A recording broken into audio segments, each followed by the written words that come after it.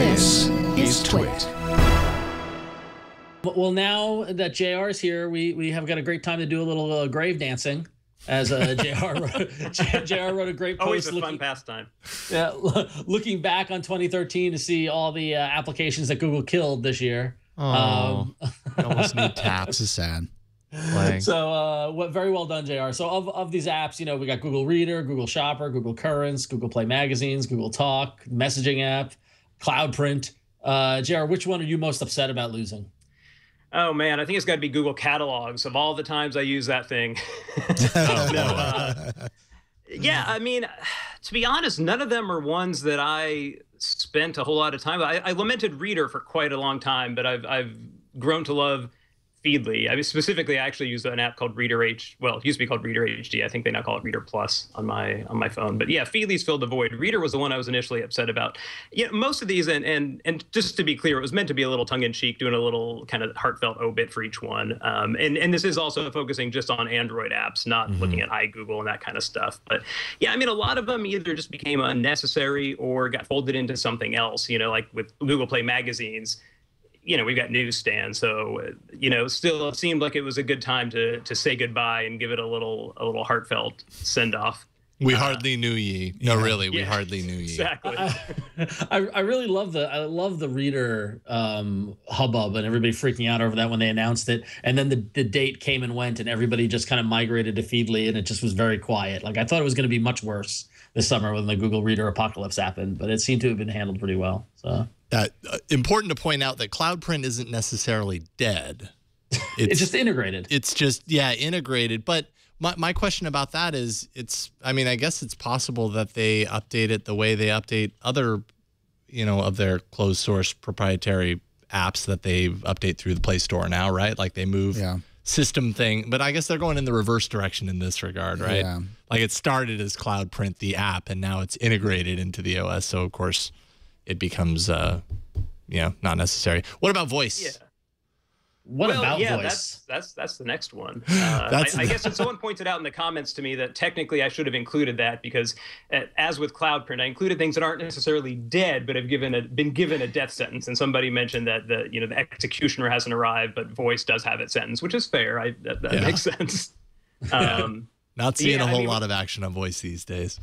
Yeah, I mean, they've pretty much flat out said it's going to be integrated into Hangouts. It's just a question of not if, but when. So it seems like surely sometime next year we'll see that happen. It's also weird on that same note how, the internet calling came to the iOS version of Hangouts, but not to the Android one. I don't know if maybe the voice integration plays some role there. I'm just thinking out loud. I don't know. But can you imagine how tangled that knot is? Oh, yeah. Oh, God. Like I could just picture a bunch of developers in Mountain View just sitting down, looking at voice and looking at Hangouts and going, oh God! Like they have a lot of work to do. No, they've got all these piles, right? And that pile for voice keeps getting put in front of them. They're like, here, we'll just do this thing first.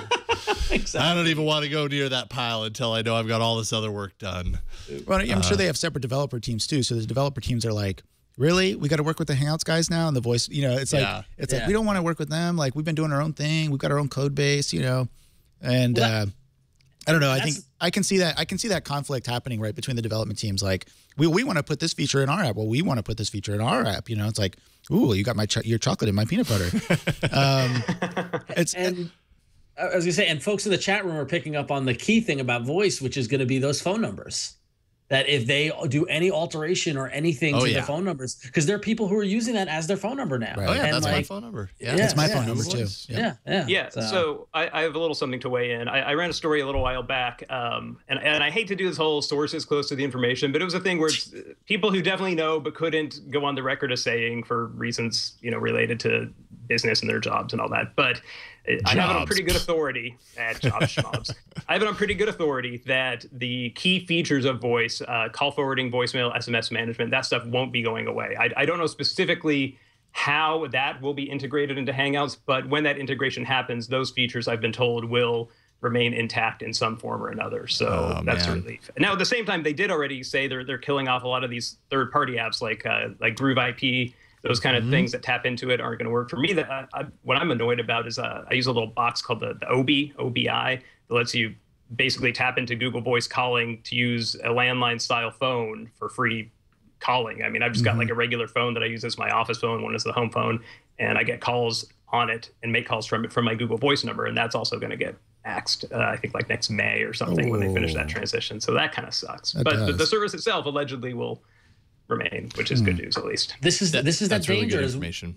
Yeah, this is that danger as we get more and more like you get integrated using these services, and then they're going to change something. It's going to change the way you have to do business or somehow. And it's I think it's really the long-term ramifications is that can you depend on these services? You know, well, especially when they're basically free services. I mean, they do charge for like some international calls, I think, but they're basically free services. So it's not like they have paying customers that are going to throw up their hands and say, no, we're not going to pay you anymore if you change this. It's like, well, it's free. We'll just do whatever we want and, hopefully make the right decisions. Yep. The free customers will complain loudly, though. You can't forget that. They'll complain, but it's one thing just to complain. It's another thing to withhold your dollars from the vendor, right? I mean, that's what always gets people's attention is you start taking away money. If they start losing money based on these decisions, then, higher ups go, whoa, wait a second. But in this case, it doesn't apply.